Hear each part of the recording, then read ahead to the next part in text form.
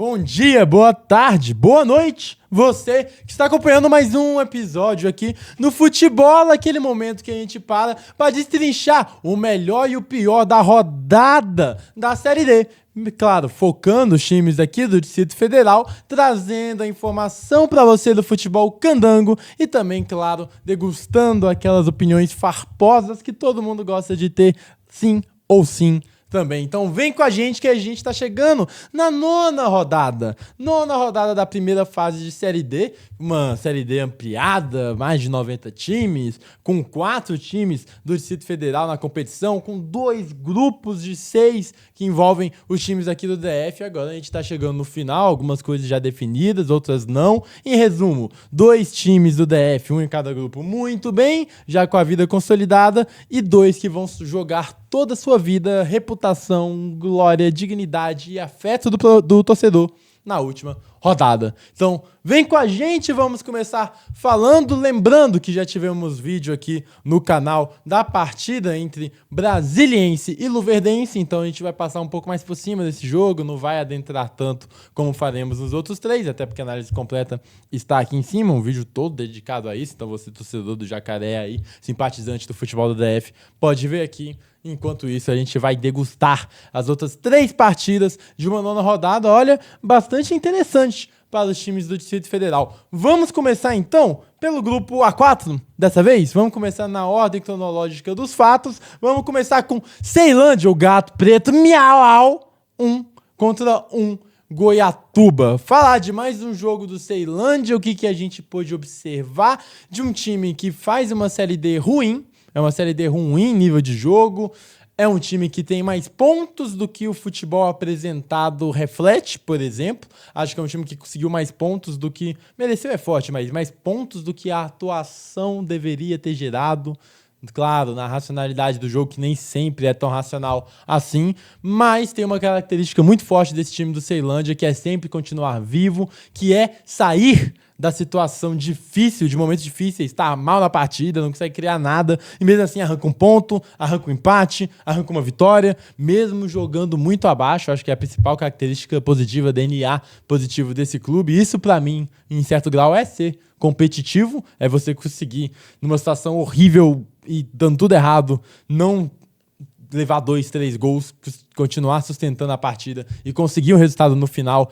Consegue ser competitivo, apesar de jogar bastante mal, na minha opinião, tá? Bastante mal, mas ainda tem pontos positivos. Chega, diretor. Haja coração, né? Haja coração, cara, pro torcedor do Ceilândia. Já vou dar o spoiler. Outro jogo que o Ceilândia empata no finzinho e não é a primeira vez. Se pegar só esse ano, tá? Pegar só esse ano.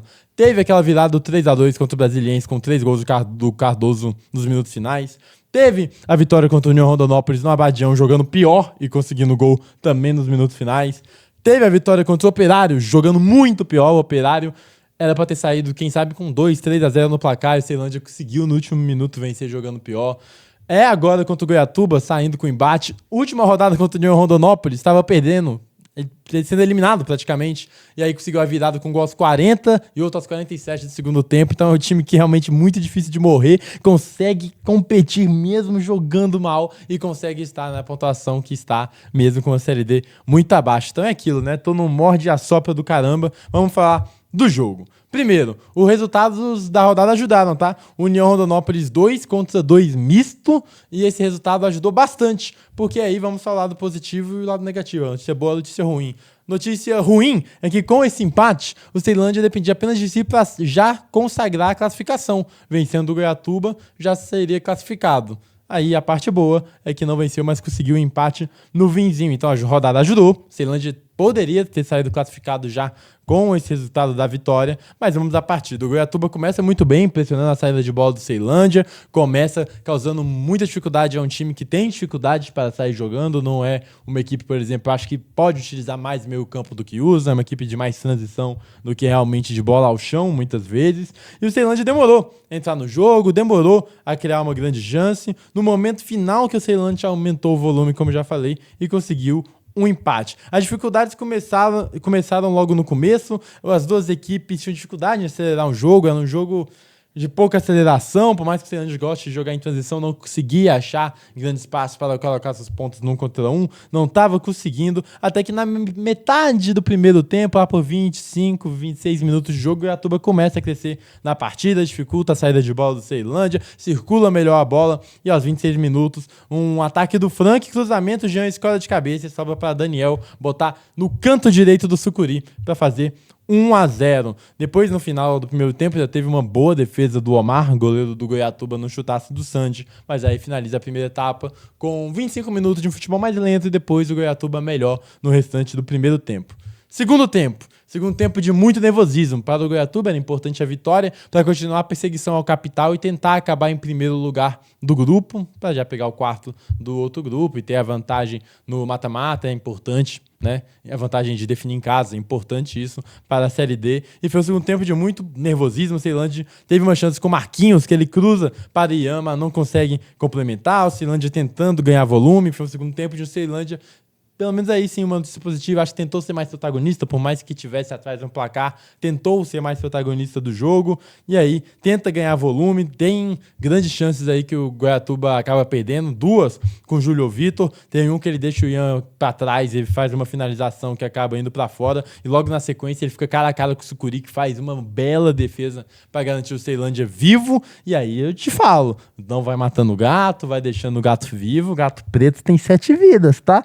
E aí foi chegando o Sucuri, que é um dos grandes destaques desse Ceilândia na Série D, talvez o melhor jogador do time na competição, se pegar inteiro todos os jogos. E aí, depois o Goiatuba desperdiçar algumas boas chances, as principais com o Júlio Vitor, começa o abafa do Ceilândia. No momento final, tem um cruzamento que o Cabralzinho lança pro Sandy, dribla a marcação, acaba chutando pra fora, mas aí, realmente, a chance do gol estava nos pés aí do camisa 10 do Ceilândia, do jogador que ajuda muito o Gato Preto quando está bem fisicamente, o baixinho Cabralzinho, que tem muita qualidade técnica. Ele recebe uma bola muito bem, recebendo o cruzamento do Cardoso na reta final, saindo pelo direito, aí o Cardoso voltando a participar de gol pela equipe do Ceilândia, depois de uma boa participação no Candangão, cruzando para a área, e o Cabralzinho quase que na última bola, mostrando que esse time é encardido, cara. São poucos times que eu lembro que tem a capacidade de fazer tantos gols no final, de tirar tantos coelhos da cartola assim. O torcedor do Ceilândia, cara, Ceilândia é resistência mesmo, tem jeito. O torcedor do Ceilândia já tá com o coração na mão. E o Ceilândia tá vivo pra última rodada, tá bem vivo. Fato positivo e fato negativo. Positivo, tá vivo, depende apenas de si, tem um empate a seu favor, se empatar a partida, se classifica para a próxima fase. O lado negativo é que o seu rival é o Misto, que é uma equipe também grande de expressão. O jogo vai ser no Mato Grosso, o jogo no Dutrinha. Então tem essa complexidade, sim. Não vai ser uma partida fácil, porém o empate basta para o Gato Preto continuar vivo depois de trancos e barrancos. Pelo que foram as partidas, eu já falei de várias viradas do Ceilândia no último minuto, é de se louvar que tenha chegado vivo até aqui, mas também tem que melhorar seu futebol ainda para o resto. Se tinha alguns pontos positivos, né? Hoje, no último jogo que eu digo, pelo menos tentou ser mais protagonista do seu jogo, enfim, mas também ainda muito daquelas mesmas críticas que eu faço toda a rodada aqui, de pouca bola no meio campo, de muita ligação, com dificuldade em atacar a equipe de bloco baixo, enfim, mas continua conseguindo arrancar seus pontos. Nos últimos minutos, o encardido Gato Preto Ceilândia vai arrancando ponto ali, arrancando ponto aqui, tá dependendo só de si para a classificação, apesar da má Série D em atuação. Vamos para o próximo jogo do grupo. Vamos para Operário 1, Capital 5. Aqui o Capital venceu do Operário, mas não vai ser sempre assim, hein? A não ser que estejamos tratando de futebol. Aí sim, o Capital, equipe da Coruja, diretor Capital. Tchararurara, pneu de carros cantam tchurururururu. Aqui goleou a equipe do Operário, jogo fora de casa, no Mato Grosso. E aqui não é pra dizer que, ó, como eu estava certo, ó, que não sei o que, não tem nada disso. Mas no nosso vídeo antes do jogo, nosso pré-jogo aí de Operário e Capital, eu havia comentado que é uma partida que eu via muito potencial do Capital fazer muitos gols, de ter muitas chances, porque o Operário, lanterna do grupo, já não tinha nada a perder, ia se largar à frente, acharia muito difícil que fosse fazer uma partida de se prender lá atrás, de faltinha, de furar a bola. Acho que se jogaria para frente, e como eu já vi esse time do Operário se jogar à frente, eu daria espaço para a equipe do Capital, e foi exatamente o que aconteceu. Então aí o Capital saindo com 5 gols, 4 deles no primeiro tempo, um Capital que com essa vitória já está classificado não só para a próxima fase, como na liderança da próxima fase. O empate do Ceilândia contra o Goiatuba ajudou. O Goiatuba, com esse tropeço aí, não consegue mais alcançar o Capital com seus 20 pontos, confirma a liderança do grupo. E agora vamos ao jogo, que teve gols aí de Nescau, atacante que sou fã, e desde sua estreia, que foi, se eu não me engano, na Copa Centro-Oeste, eu já falava que via muito potencial nele, porque é um jogador de infiltração, de força física, de capacidade de matar jogo, de fazer gol, e também que consegue fazer boas paredes, se relacionar, tem qualidade técnica. Gosto muito do Nescau. Pra mim, baita contratação do Capital para essa segunda parte de temporada, né, para a Série D, Campeonato Brasileiro de Série D, enfim, gosto muito do Nescau. Zé Matheus, outra muito boa contratação, jogador vindo do Rio Branco, entrou muito bem na volância do time. O Lima sentiu algumas lesões, então ficou fora alguns jogos, mas o Zé Matheus foi muito bem, tá sendo uma boa peça exemplar nesse time do Capital. Ian, mais uma contratação, mais um que fez gol e jogou muita bola. Usou a 10, Matheusinho começou no banco nessa partida. O Ian jogou muito, é um jogador que tem facilidade para descer uma linha, ajudar na saída de bola, um jogador que tem capacidade de fazer gols e também de dar bons passes. Ele é um excelente meio-campista, gostei bastante. Lecinho também fez seu gol. E claro, o Matheusinho, camisa 10 dessa equipe mesmo, um dos melhores camisas 10, na minha opinião, talvez o melhor camisa 10 do Distrito Federal há algum tempo. Sou fã dele, craque da bola, então foram aí os 5 jogadores que fizeram gol. Vamos para o que foi essa partida. O Capital começou melhor desde o início, ocupou a área adversária, dificultou a saída de bola do time do Operário, conseguiu troca de passes rápidas. O Ian jogou muita bola, participou bastante do jogo o tempo inteiro. O primeiro gol sai de um golaço de Nescau, parecia que tinha ali o Playstyle Plus do chute rasteiro. Você que joga FIFA vai me entender. Apertou o botão do chute 2 vezes, colocou no cantinho, chutaço rasteiro de fora da área para fazer 1-0. Depois teve o gol do Zé Matheus, uma bela bola de 3 dedos, se eu não me engano, do Ian, tá? Posso estar errado, mas se não me engano foi dele. A bola passa de todo mundo e aí o Zé Matheus complementa pro gol. Capital dominante na marcação, ditando o ritmo de jogo. Lecinho de fora da área faz o terceiro e o quarto gol é um golaço do Ian. Ele que recebe o lançamento, domina de cabeça, dribla o marcador e coloca no canto do goleiro, na saída do goleiro adversário. 4-0 no primeiro tempo. Aqui a gente tá falando de um Capital, de um ótimo trabalho do Luizinho, que pegou esse time e resolveu a primeira deficiência, que era ser um time muito frágil, que era ser um time com pouca capacidade para brigar, porque levava muitos gols, então você não precisava de muito para fazer gol no Capital, que tirava a competitividade do time. E era um time que, mesmo que conseguisse ser efetivo, ser bom ofensivamente, sofria muito lá atrás, e aí era um time sem competitividade, acabou caindo cedo, nem passou de fase no Candangão. Então essa Série D é muito importante, porque também pode definir o calendário do Capital para o ano seguinte, lembrando que tem que avançar, vai para o mata-mata, avançando da próxima fase, chegando na terceira fase, ganha calendário de Série D para o ano de 2027. Então o Luizinho chegou já no final depois do Candangão, assumiu na Copa Centro-Oeste. Claro, ainda com os problemas, ainda levando muitos gols, mas foi resolvendo isso jogo a jogo, melhorando defensivamente, acaba caindo na Copa Centro-Oeste, tem semana livre para treinar e o time melhora, vira aí sim um time competitivo, acho que esse é o principal ponto. Sim, competitividade, assim, eu falo que o Ceilândia é competitivo, mas joga mal. Mas é competitivo porque consegue seus resultados. O Capital é competitivo e joga bem. É competitivo e consegue fazer partidas. Por isso, está aí na liderança, coisa que o Ceilândia não está. O Ceilândia está vivo, mas não na liderança, não tranquilo. E o Capital sim, porque é competitivo e joga bem no grupo. Faz uma excelente Série D. É um time que cresceu muito de rendimento defensivo. E é um time que na frente, com as contratações que eu já falei aqui, algumas, do Zé Matheus na volância, do Nescau de atacante, do Ian de meio. Claro, as contratações realmente do Capital foram muito boas, sim. Tem que valorizar esse trabalho do Capital para essa Copa Série D, para Campeonato Série D, entraram muito bem. Tem o Matheusinho, que eu já falei muito, que é um excelente jogador aqui no Distrito Federal, pro Capital, pra Série D, jogando muita bola. Enfim, é um time com muita capacidade e agora tá conseguindo alinhar esse equilíbrio defensivo e ofensivo. Dominou o jogo, fez 4-0 no primeiro tempo. No segundo tempo, o time volta sem abaixar o ritmo. Logo no começo, ali aos 9 minutos, Matheusinho faz de pênalti o quinto gol e aí vira um jogo só de administrar, né? Metendo 5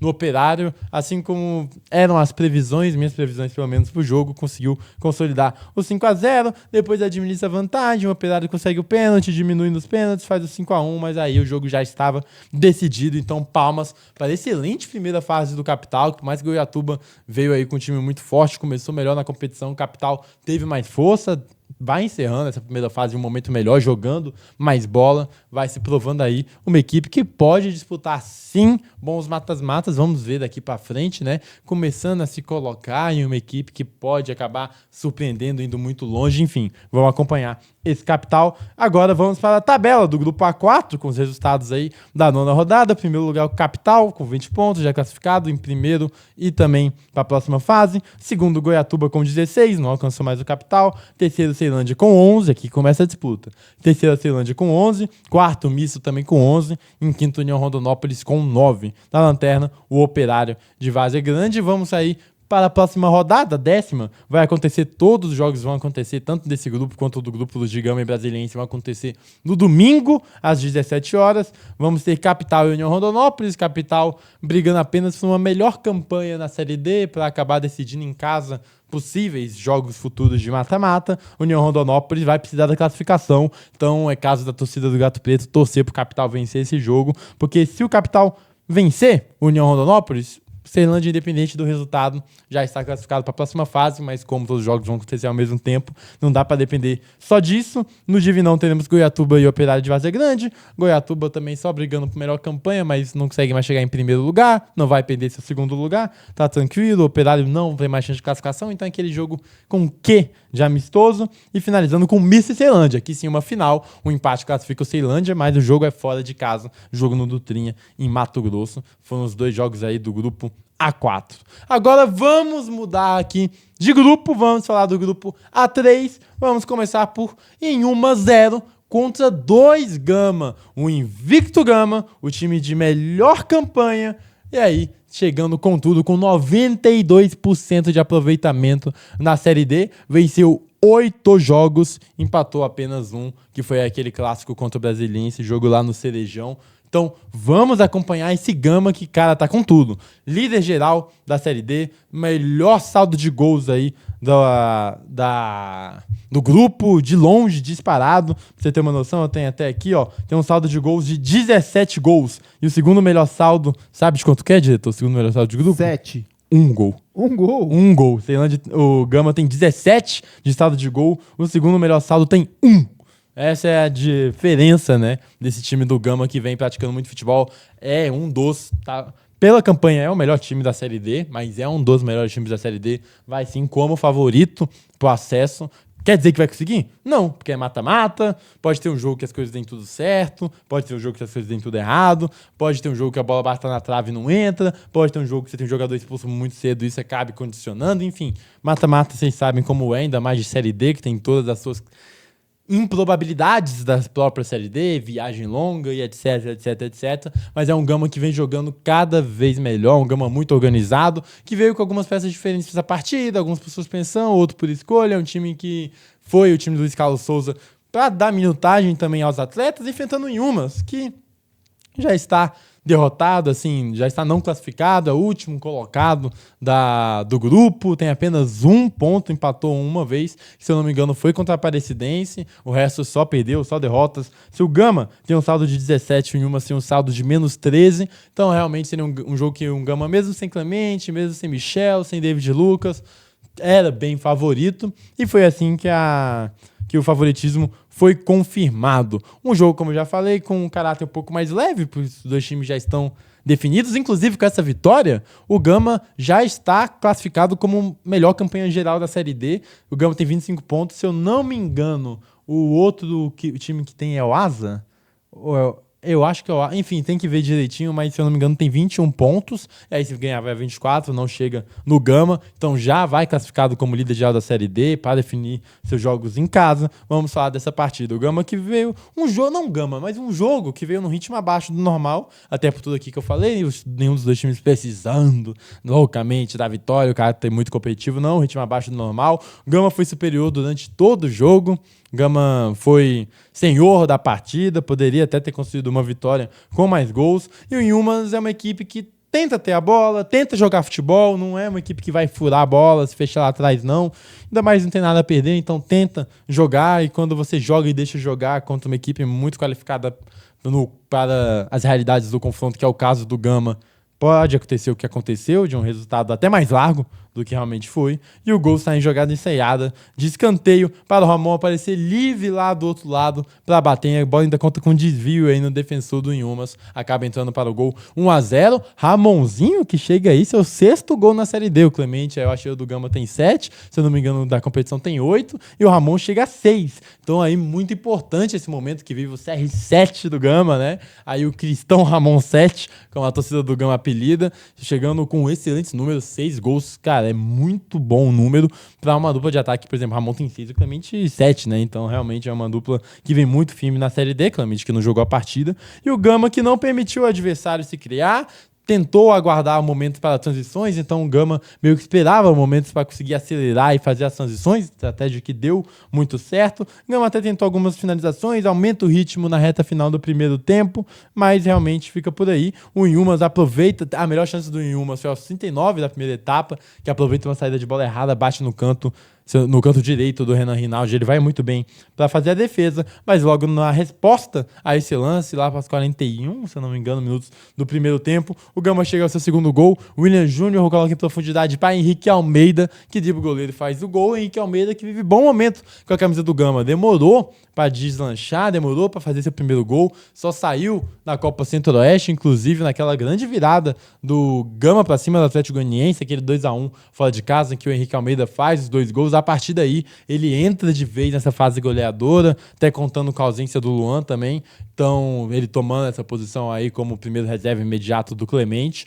E vem muito bem. Fez aqueles gols na Copa Centro-Oeste, participou muito bem, fez seus gols sempre que vem entrando, vem contribuindo com gols, como foi o caso na última partida contra o Primavera. E agora também o Clemente não esteve presente, ele foi e deixou o dele. Então tá vivendo um bom momento que agrega ter aí um substituto ao Clemente, um jogador que também entrando no momento de abafa pode contribuir, o Henrique Almeida fazendo o seu gol.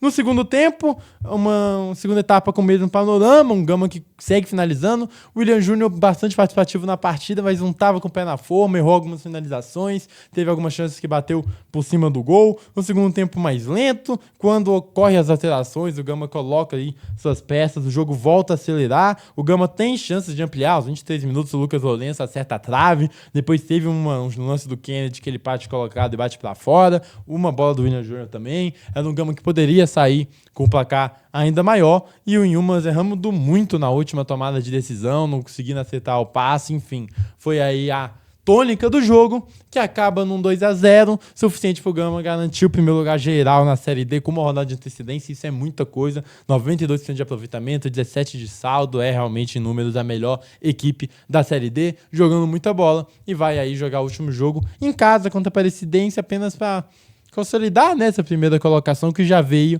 e aí se colocar mais e mais entre os favoritos, dar uma rodagem também para os jogadores que precisam de mais minutagem nesse elenco do Gama, talvez seja a oportunidade. E aí, claro, o Gama vai para vencer, tá? O Gama vai para vencer esse jogo, eu não tenho dúvidas nenhuma disso, mas o torcedor gamense, o torcedor alviverde, aquele que tem a rivalidade no sangue, tá olhando para a rivalidade. Porque, por exemplo, se a gente for olhar a tabela, a gente vai passar rapidinho pro jogo do Brasiliense já, mas vamos já direto para a tabela.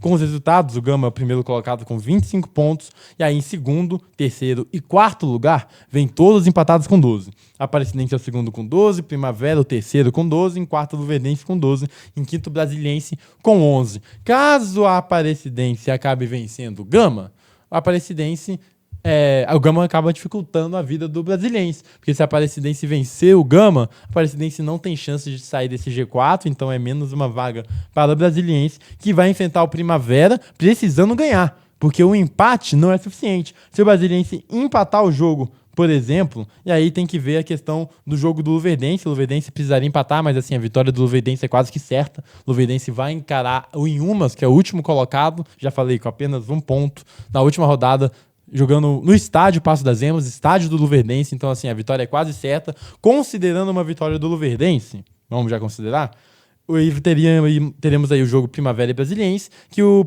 Brasiliense teria que ganhar, porque o empate eliminaria o Jacaré, ainda mais se o Aparecidense vencer o Gama. Tá entendendo? Então, todas as questões, o Gama pode acabar complicando o Brasiliense caso ele seja derrotado aí pela Aparecidense. Mas enfim, são coisas que vão ficar apenas na cabeça do torcedor. Gama vai entrar para jogar essa bola, é favorito, como sempre vem sendo, pela bola que vem jogando, e é líder já do grupo com larga vantagem, 25 pontos. Já falei aqui de saldo de 17, o melhor outro saldo de gols do grupo é da Aparecidense com 1 gol. Então essa é a situação aí do Gama, que tem 21 gols marcados e 4 gols sofridos, 21, que é mais que o dobro do melhor ataque do grupo, que tem 11, e 4 gols sofridos, que é menos da metade da melhor outra defesa do grupo, que é o Brasiliense com 9. Então aí tá todos os números do Gama. Vamos passar rapidinho aqui pelo jogo do Brasiliense, se eu consigo passar rápido, porque não aconteceu muita coisa. Luverdense, como eu já falei, o empate foi bom para o Luverdense, porque não tinha obrigação de ganhar. Empatando com o Brasiliense no Cerejão, ia para a última rodada da Série D, dependendo apenas de si, para se classificar numa vitória simples contra o Yumas, último colocado, jogando em casa no Passo das Emas. Então, assim, o empate, o Luverdense senti que foi para empate mesmo. Foi para empate mesmo, não foi nenhuma questão de se largar para frente, nenhuma questão de abrir sua defesa, nenhuma questão de pressionar o Brasiliense em cima. Foi para empate, fechou suas linhas, aí o Brasiliense, que esse sim precisava da vitória, mas ainda é um time que não achou sua linha de frente ideal. Foi dessa vez com o Eric na frente, numa tentativa aí, Eric e Vitor Xavier, os jogadores mais adiantados, Eric um pouco da ponta para dentro, Marlone de 10, então outra mudança na linha ofensiva do Brasiliense, que já teve Montanha, já teve Caio, já teve René, já teve Jackson, então ainda não achou essa linha de frente do Brasiliense, a gente já está em junho, e é um time que ainda não tem esse norte tão pré-definido, criou pouquíssimas chances. A gente fala que um dos problemas do Brasiliense é que é um time que, com pouca eficiência, que perde muitos gols. Esse jogo não teve nem oportunidade, porque não criou praticamente nada. No primeiro tempo, apenas uma finalização de relevância que eu lembro, que foi no recuo errado do Luverdense, do defensor do Luverdense, que o Marlone intercepta, dribla o goleiro, acaba batendo para gol, mas chega o defensor aí da equipe do Mato Grosso e consegue evitar o gol. Então foi o único lance do primeiro tempo. No segundo tempo, sai Hipólito e Eric, e entra Caio e Montanha para dar velocidade pelos lados. O Marco Júnior vai fazer a primeira volância, o Tarta dá um passo à frente, mas mesmo assim o time não consegue criar praticamente nada, e os únicos 2 gols que saem da partida são gols totalmente achados. Tanto do Luverdense, que na única tentativa de finalização de ataque praticamente, ele até tentou pelos lados de campo outras vezes, mas longe de conseguir qualquer perigo ao gol do Kaiser. Lançamento para o Pedro, atacante do Luverdense, aquele lançamento meio despretensioso, o Kaiser sai da área para tentar rasgar, rifar a bola, e um lance parecido com aquela falha do Kaiser contra o Gama, naquele que ele entrega as bolas no pé do Clemente quando foi sair do gol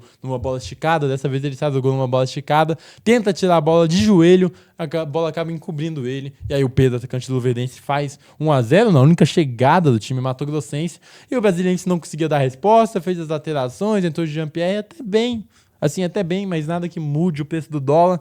Tentou ali alguma coisa, não conseguiu fazer nada, não conseguia gerar volume, não conseguia gerar nenhuma pressão com chances claras, até que no cruzamento à área, a bola bate no braço do lateral esquerdo do Luverdense, um pênalti achado, e aí o Tarta, que completando 100 jogos, tá? Número de expressão, 100 jogos pelo Brasiliense, o melhor jogador de 2026 da equipe do Jacaré. Acho ele baita jogador, sou fã do Tarta, bateu muito bem no cantinho, fazendo 1-1, então 2 gols achados, podemos dizer assim. E claro, a falha do Kaiser foi relevante, lógico que foi, deixou o Jacaré numa situação ainda mais complicada do que estava, mas eu não consigo afirmar que se não fosse a falha do Kaiser, o Brasiliense ia vencer o jogo não, porque o Brasiliense não estava jogando para isso e acha o lance do pênalti ali aos 45 do segundo tempo, então não consigo afirmar que a culpa do empate está toda no Kaiser, não, claro. Está uma boa parte, assim, porque, claro, é o goleiro e falha assim, acaba dificultando muito, ainda mais no jogo que você não está conseguindo criar. Mas não foi um grande jogo do Brasiliense, não, e eu não consigo botar assim, só não venceu por causa do Tata. Não jogou bem o Brasiliense. Eu falo isso porque, por exemplo, contra o Yumas eu falei que o Brasiliense criou muitas chances, perdeu. Contra o Gama, no jogo do turno, sem ser o do retorno, né, o jogo lá no Cerejão, falei que foi o melhor jogo do ano e perdeu. Mas aqui, realmente... perdeu, empatou na ocasião, né? Mas aqui realmente não jogou bem e agora tá numa situação difícil, porque depende apenas de si. Mas é jogando contra o Primavera, a grande surpresa do grupo, a grande surpresa dentre os 2 grupos aí que envolve os times do DF, equipe fundada em 2022, muito jovem, primeira Série D de sua história. Inclusive, o Brasiliense deu até sorte pelo empate de 2-2 entre Aparecidense e Primavera na última rodada, porque poderia gerar coisa pior, caso a Primavera vencesse aquele jogo. Poderia, por exemplo, colocar o Brasiliense numa situação ainda mais complicada, porque não conseguiria passar do Primavera mesmo vencendo a partida, e aí, caso a Aparecidense acabasse vencendo o Gama, o Jacaré já estaria eliminado independente de suas ações. Enfim, deu sorte nesse sentido brasiliense, mas precisa ganhar no Primavera fora de casa, jogar no Cerradão é difícil, o gramado não ajuda, o torcedor do Gama sabe disso, mas vai precisar lutar contra si mesmo, tá? Porque a gente é meio assim, o Jacaré está nessa situação que está, com o favoritismo que vinha, pelo que é, pelo investimento que tem, pelos jogadores que tem, pela qualidade que tem de poder apresentar algo a mais, não deveria chegar na última rodada com apenas 2 vitórias no grupo, as 2 sob lanterna e umas, né? As únicas 2 vitórias da Brasiliense. Enfim, se quer classificar, precisa ganhar do Primavera. Se acabar sendo eliminado, é justo, porque precisa vencer do Primavera se o time tem pelo menos aí alguma ambição de fazer alguma coisa nessa Série D. Diga, diretor? Então, na próxima fase, a gente corre uma situação de jogar os times do DF entre eles? É verdade, existe essa possibilidade. O Gama é o primeiro, vai enfrentar o quarto do grupo, que pode ser o Ceilândia, mas ainda tá tudo aberto. Assim como pode ser o União Rondonópolis, assim como pode ser também o misto, pode ser o Ceilândia, mas aí a minha tendência, cara, é que pode, na verdade, a minha tendência é que talvez seja o misto, caso um Ceilândia empate o jogo, por exemplo. Acho que é o misto, minha aposta seria no misto, mas pode ser o Ceilândia. E também no grupo A3, né, o enfrentamento, o líder do grupo A4, que é o Capital, enfrentaria o 4 colocado do A3, que aí sim tem chances muito grandes de ser o Brasiliense. Aqui sim tem chances altíssimas de a gente ter um Brasiliense e Capital na próxima fase. É ruim esses enfrentamentos que a gente mata 2 times do DF, querendo ou não, né? Quando os 4 se enfrentam, 2 vão acabar morrendo na próxima fase. E é ruim, porque para você ter calendário pro ano de 2027, você tem que pelo menos chegar na 3ª fase. E na ocasião, só o Gama já tem um calendário assegurado. O Ceilândia não tem, ficou em 3º no Candangão. E o Brasiliense Capital tão pouco, porque nem passaram de fase. Então, interessante seria as 4 equipes do DF pegando pelo menos 3ª fase de Série D, mas pelos encaixes aqui, acho que a gente vai ter duelo Candango, sim. Então, digite o que você achou, comente aqui, dá seu like, compartilha o que você achou aqui nas análises dos jogos, alguma coisa que você discordou. Comente também quais são os seus favoritos a avançar, qual que seria que você queria que fosse o confronto para a próxima fase. E eu deixo aqui mais uma pergunta. Qual que é a melhor dormida, o melhor sono? É o de 8 horas? É o cochilo rápido? Ou é aquele final de semana que você passa inteiro apagado? Te faço essa pergunta, essa dúvida, e daqui para frente vamos acompanhar, porque no domingo, esse final de semana, teremos toda a final da primeira fase de Série D. Valeu demais, até a próxima. É isso, valeu, falou, tchau, fui. Tá precisando dormir, hein? Porque já é a 3ª vez que tu fala piada de sono. Não tem outro, tô com sono. Tchau.